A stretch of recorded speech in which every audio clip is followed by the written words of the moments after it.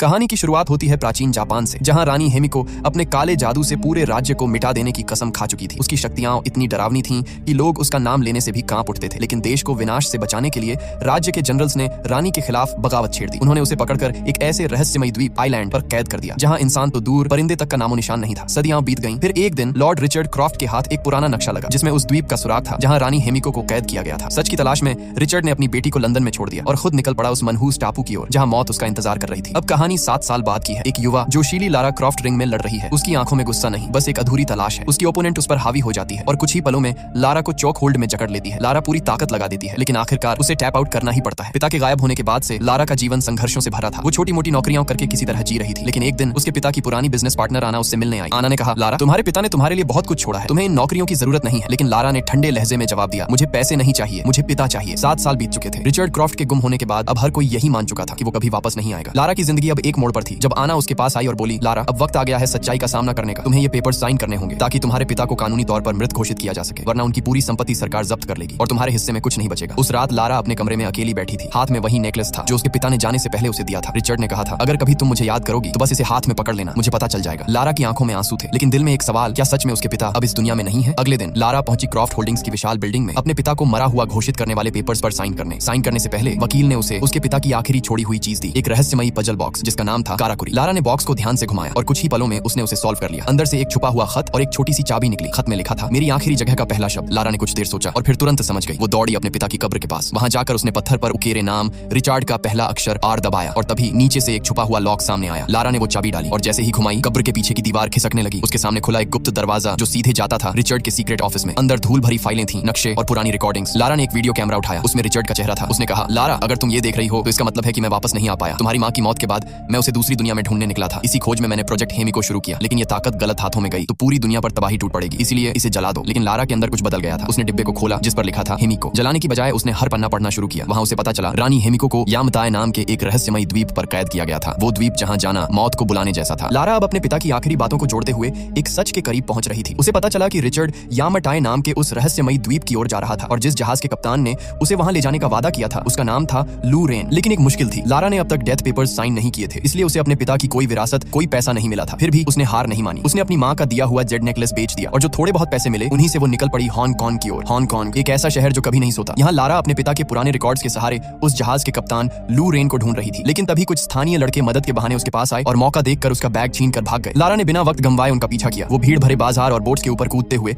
उन्हें पकड़ने की कोशिश करने लगी। लड़के एक चलती हुई नाव पर चढ़ गए, लेकिन लारा ने हार नहीं मानी। वो डॉक के ऊपर से दौड़ती हुई बाजार के रास्ते काटते हुए सीधी बोट तक पहुंच गई। जैसे ही उनमें से एक लड़का बोट से नीचे उतरा, लारा ने झपट कर उसे पकड़ लिया। वही लड़का जिसके पास उसका बैग था। लड़के ने चाकू निकाल लिया, लेकिन लारा ने फुर्ती से खुद को बचाते हुए एक हुक पर झूलकर दूसरी तरफ छलांग लगा दी। और तभी उसकी नजर पड़ी समुद्र के बीचों बीच खड़ा एक पुराना जहाज जिसके किनारे पर लिखा था दी एंड्योरेंस। वही जहाज जिसे लारा इतने दिनों से ढूंढ रही थी। लेकिन लारा का पीछा कर रहे लड़के अब भी पीछे नहीं हटे। उन्होंने उसे चारों तरफ से घेर लिया। तभी हवा में एक तेज गोली गूंजी और सब लड़के डर के मारे पीछे हट गए। गोली चलाने वाला कोई और नहीं बल्कि कैप्टन लू रेन था। लू ने लड़कों को भगा दिया और लारा से कहा, यहाँ से निकलो, ये जगह तुम्हारे लिए नहीं है। लेकिन लू की हालत देखकर लारा समझ गई कि उसने काफी पी रखी थी। वो लड़खड़ाते हुए जहाज से पानी में गिर पड़ा। लारा तुरंत नीचे कूदी, उस पर पानी फेंककर उसे होश में लाने की कोशिश की और फिर अपने पिता का लेटर निकालकर पूछा, क्या तुम रिचर्ड क्रॉफ्ट को जानते हो? लू ने आधी बंद आंखों से जवाब दिया, रिचर्ड क्रॉफ्ट, वो नाम सुना है। मेरे पिता ने कभी उस आदमी से बात की थी शायद, लेकिन अजीब बात है, मेरा पिता भी उसी ट्रिप पर गुम हो गया था। ये सुनकर लारा सन्न रह गई। मतलब उनके दोनों पिता एक ही सफर पर गए थे, यामताए की उस अभिशप्त भूमि की ओर। लारा ने अपने पिता की डायरी निकाली जिसमें कुछ रहस्यमयी कोड्स और निशान बने हुए थे। लू ने ध्यान से उन्हें देखा और कहा, ये कोई नंबर नहीं, ये तो घड़ी की सुइयां लगती हैं। लारा ने तुरंत समझ लिया। उसने नक्शे पर सुइयों के एंगल लगाए और कुछ ही देर में पता लगा लिया कि यामताए का द्वीप आखिर समुद्र के किस हिस्से में छिपा है। लू ने देखते ही कह दिया कि आइलैंड बहुत ही खतरनाक जगह पर है, वहां जाना मौत को बुलाने जैसा है। उसने कहा, मुझे तो अपने बाप से भी कोई फर्क नहीं पड़ता। लेकिन कुछ देर बाद जब उसने अपने पिता के साथ अपनी बचपन की एक फोटो देखी तो उसका दिल पिघल गया। लारा ने उसकी हालत देखकर कहा, कल रात तुम जुए में पैसे हार रहे थे, है ना? लू हैरान रह गया। लारा ने फिर मुस्कुराते हुए उसे एक डील दी, अगर तुम मुझे उस आइलैंड तक पहुंचा दोगे तो मैं तुम्हें अच्छा खासा पैसा दूंगी। पैसों का नाम सुनते ही लू मान गया और दोनों ने मिलकर यामताए आइलैंड की ओर अपनी खतरनाक यात्रा शुरू की। समुद्र की लहरों पर जहाज डोलता हुआ आगे बढ़ रहा था। लारा अपने पिता की डायरी के पन्ने पलटते हुए बैठी थी। तभी उसे उनके सामान में एक पुराना एशियन पजल मिला। उसे समझ आया कि रिचर्ड ने लिखा था, हेमिको को एक बंद दरवाजे के पीछे कैद किया गया था और मैंने उस दरवाजे को खोलने का तरीका ढूंढ लिया है। लारा को एहसास हुआ कि उस आइलैंड पर हेमिको की जगह तक पहुंचना आसान नहीं होगा। वहां उन्हें कई मुश्किलों और जालों से गुजरना पड़ेगा। लेकिन खतरा सिर्फ वहां तक पहुंचने का नहीं था, क्योंकि रिचर्ड के मिशन पर एक रहस्यमयी संगठन नजर रख रहा था। उनका नाम था ऑर्डर ऑफ ट्रिनिटी, एक ऐसा ग्रुप जो जादुई शक्तियों के जरिए इंसानों पर राज करना चाहता था। रिचर्ड को डर था कि अगर हेमिको की ताकत इन लोगों के हाथ लग गई तो दुनिया तबाही में डूब जाएगी। रात का अंधेरा गहराने लगा था। लारा अपनी बर्थ पर सोई हुई थी कि अचानक उसकी आंख खुली। बाहर समंदर में तूफान उफान पर था। बिजली चमक रही थी, लहरें गरज रही थी। लू ब्रिज पर खड़ा जहाज को संभालने की कोशिश कर रहा था, लेकिन हवाएं इतनी इतनी तेज थी कि जहाज हिलकर रह गया। लारा दौड़कर ब्रिज पर पहुंची और देखा कि वो लोग यामाटाई आइलैंड के बेहद करीब आ चुके हैं,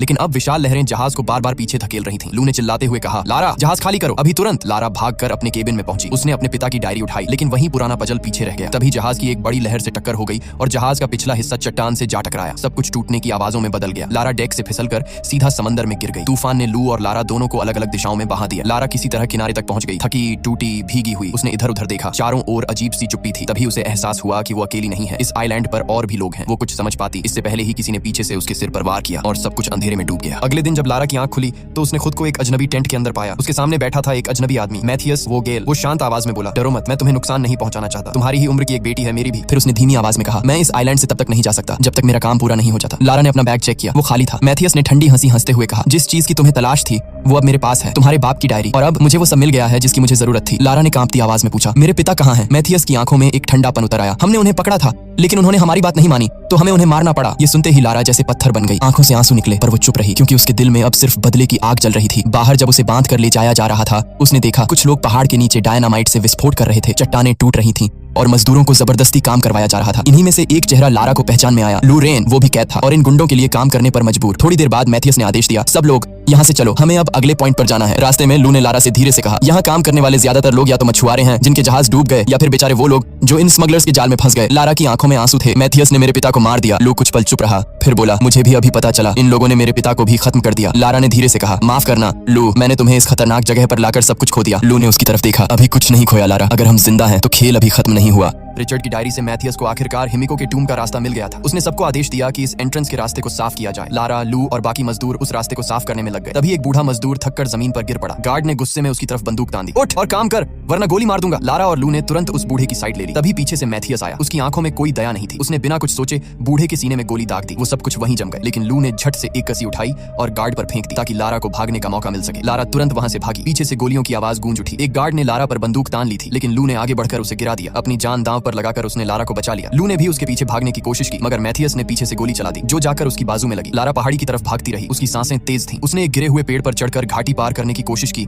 लेकिन लगातार चलती गोलियों की आवाज से उसका ध्यान भटका और वो नीचे नदी में गिर पड़ी। तेज बहाव उसे बहा ले गया, लेकिन उसने पूरी ताकत लगाकर ऊपर आने की कोशिश की। तभी उसे सामने एक क्रैश हो चुका हवाई जहाज दिखाई दिया। उसने उसका विंग पकड़ लिया और किसी तरह ऊपर चढ़ गई, लेकिन पुराना जहाज उसका वजन झेल नहीं पाया। वो चरमराने लगा। लारा तेजी से जहाज के अगले हिस्से की ओर भागी। तभी पीछे का विंग टूटकर नीचे गिर गया। लारा ने छलांग लगाई और मुश्किल से जहाज के अंदरूनी हिस्से में पहुंची, लेकिन अब पूरा जहाज हिलने लगा था। दो पहाड़ियों के बीच अटका जहाज आखिरकार टूटने लगा। आखिरी मौके पर लारा को एक पुराना पैराशूट मिला। उसने कूदते ही उसे खोल लिया और जंगल के बीचों बीच जा गिरी। गिरने के दौरान एक नुकीली लकड़ी उसकी पेट में घुस गई। दर्द से चिल्लाती हुई लारा ने वो लकड़ी बाहर निकाली। खून बह रहा था, लेकिन उसने हार नहीं मानी। थकी हुई और घायल लारा पास की एक गुफा में जा छिपी। रात गहरी थी। बारिश की बूंदें गुफा के मुहाने पर गिर रही थी। तभी उसे बाहर कुछ आवाजें सुनाई दी। वह धीरे से बाहर निकली और अचानक मैथियस के आदमियों में से एक, रॉकेट, ने पीछे से आकर उसे पकड़ लिया। लारा ने खुद को छुड़ाने के लिए उसकी बाजू पर जोर से काट लिया। वो दर्द से चिल्लाया, लेकिन फिर उसने लारा को उठाकर जोर से जमीन पर पटक दिया। उसने उसके गले पर हाथ रखकर दम घोंटने की कोशिश की। लारा ने पूरी ताकत जुटाई, एक पत्थर उठाया और उसके सिर पर दे मारा। वो लड़खड़ाया मगर गिरा नहीं। लारा ने फिर वार किया और इस बार उसे नीचे गिरा दिया। गुस्से और डर के बीच लारा ने उसका चेहरा कीचड़ में दबा दिया। रॉकेट तड़पता रहा और फिर कुछ ही पलों में उसकी सांसें थम गई। लारा वहीं बैठी थी, सांसें टूटी फूटी, हाथ कांपते हुए, लेकिन उसकी आंखों में अब डर नहीं था, सिर्फ एक आग थी, जिंदा रहने की आग।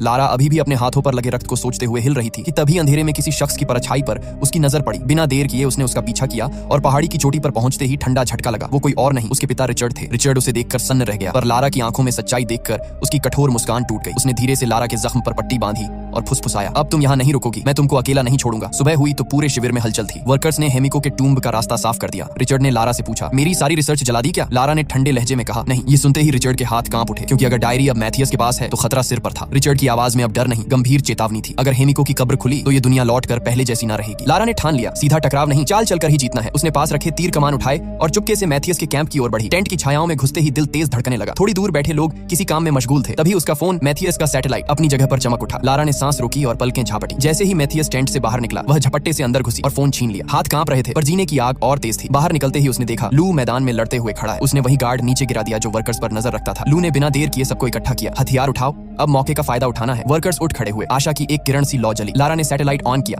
मैसेज भेजने लगी। लेकिन तभी उसकी नजर पड़ी कि रिचर्ड टूम्ब की तरफ खिसक रहा है। मैथियस की निगाहें अचानक रिचर्ड पर टिक गईं। उसने झट से आदेश दिए और रिचर्ड को घेर लिया। लारा का दिल छलक पड़ा। वो भागी पर देर हो चुकी थी। मैथियस ने क्रूर चेहरे से कहा, बस ये काम निपटा लूं, फिर घर जाऊंगा। रिचर्ड ने ठंडी हंसी में जवाब दिया, तुम्हारा घर तब तक रहेगा नहीं जब तक वो दरवाजा खुला रहेगा। मैथियस का रुख कठोर हो गया। उसने रिचर्ड को बांधा और टॉर्चर की शुरुआत कर दी। लारा ने दूर से देखा, उसकी सांस तेज, लेकिन सैटेलाइट फोन अब उसके हाथ में था। एक छोटी सी चाल, सही वक्त पर भेजा गया एक सिग्नल, और अब लड़ाई सिर्फ बंदूक की नहीं, चतुराई की भी थी। मैथियस अब बुरी तरह बेकाबू हो चुका था। उसे लग रहा था कि रिचर्ड कभी सच नहीं बोलेगा। गुस्से में उसने अपने गार्ड को इशारा किया, गोली मार दो। लेकिन जैसे ही गार्ड ने ट्रिगर दबाने की कोशिश की, ठाक, लारा का तीर उसके सीने में जा धंसा। एक पल में सब थम गया। अब लारा का निशाना सीधा मैथियस पर था। मैथियस ने भी रिचर्ड की तरफ बंदूक तान दी। दोनों के बीच एक जानलेवा सन्नाटा छा गया। मैथियस ने ठंडी आवाज में कहा, अगर तू सच में अपने बाप को बचाना चाहती है तो ये टूम्ब खोल दे। लारा जानती थी ये गलती भी हो सकती है, लेकिन अगर उसने कुछ नहीं किया तो रिचर्ड मर जाएगा। उसके चेहरे पर डर और हिम्मत दोनों की लकीरें थीं। कुछ सेकंड सोचने के बाद उसने धीरे से कहा, ठीक है, मुझे पता है इसे कैसे खोलना है। लारा ने दरवाजे पर लगे प्राचीन पहियों को घुमाना शुरू किया। ठक ठक ठक, हर घुमाव के साथ दीवारें गूंजने लगी और फिर एक धमाके के साथ विशाल पत्थर का दरवाजा नीचे गिर गया। भीतर अंधेरा,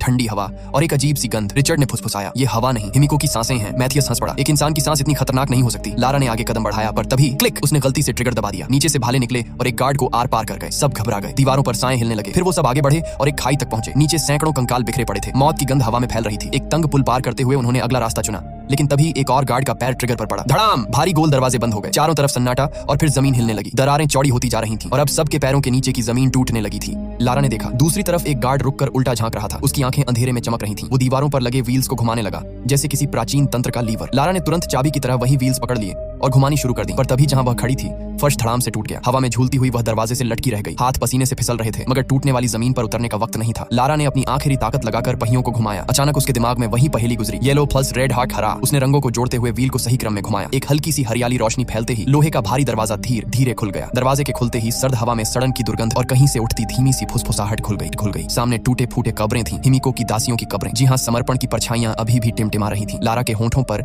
रिचर्ड की डायरी की वो पंक्तियां तैर आईं। क्या यह श्राप वाकई सच था? वे कब्रों के बीच पहुंचे। रिचर्ड ने मैथियस को विराम देने की विनती की, इसे मत खोलो, ये जहर भरा है। पर मैथियस के चेहरे पर पागलपन था। उसने आदेश दिया और गार्ड्स ने ताबूत खोला। अंदर से टूटी सड़ी हुई देह निकली। पर तभी अचानक जैसे सांसों का एक ठिकाना बदल गया हो, हिमिको की आंखें झपकी। पहले तो सब सिर्फ सदमा में खड़े रहे, फिर हिमिको का शरीर सूखता, सिकुड़ता और रेंगता सा हुआ। उसका रूप बदलने लगा। लारा के मन में पहेली की पंक्तियां गूंजी, जिंदगी वापस पाने के लिए उसे मरना होगा और जो भी हाथ लगाता है उसकी मौत। लारा ने चीखते हुए गार्ड्स को रोकने की कोशिश की, पर उनका हाथ हिमिको पर पहुंचा ही था। और तभी हिमिको उठ खड़ी हुई। हवा थम गई, सन्नाटा गर्भित हो गया। वहां सिर्फ एक नामुमकिन भयानक खामोशी रह गई जो बताती थी कि अभी अभी कुछ टूट चुका था और अब दुनिया के लिए मौत की घड़ी खूब करीब खड़ी थी। मैथियस को पहले तो यकीन ही नहीं हुआ। उसे लगा ये सब किसी किस्म का ड्रामा है, कोई चाल जिससे उन्हें डराया जा सके। लेकिन तभी वह गार्ड जिसने सबसे पहले हिमिको की बॉडी को छुआ था, दर्द से चीख उठा। उसके हाथ काले पड़ने लगे, नसें फूलने लगीं और उसका मांस गलने लगा, मानो कोई जहरीला जंतु उसकी नसों में दौड़ गया हो। अब सबको समझ आ गया, हिमिको के शरीर में कोई भयानक वायरस था और इसी वायरस को दुनिया से छुपाने के लिए उसने खुद को इस कब्र में कैद किया था। देखते ही देखते उस गार्ड का पूरा शरीर सड़ गया। डर और दर्द से पागल होकर उसने गोलियां चला दी। उसकी गोली दूसरे गार्ड को लगी